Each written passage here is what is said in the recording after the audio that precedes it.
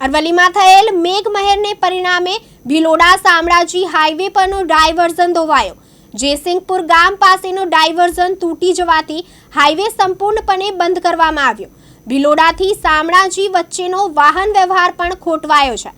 વરસાદી પાણીમાં હાઈવે ગરકાવ થઈ જતા એક ટ્રક પલટી મારી ગઈ હોવાના પણ સમાચાર મળી રહ્યા છે।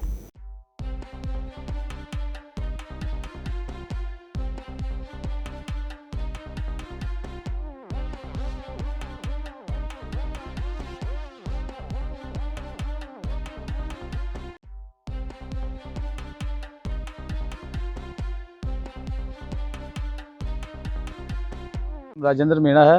मैं इस गाड़ी पे मार्बल्स लोड करके राजस्थान से अपने गुजरात ईडर लेके जा रहा था। करीबन सुबह 5:30-6 बजे के लगभग यहाँ पे आया।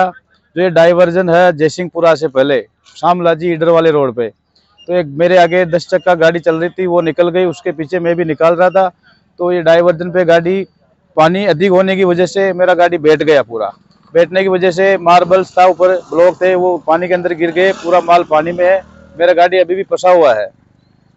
अब जैसे कुछ ये हाईवे वाले हेडरा वगैरह कुछ लेके आएंगे तब ये निकलेगा।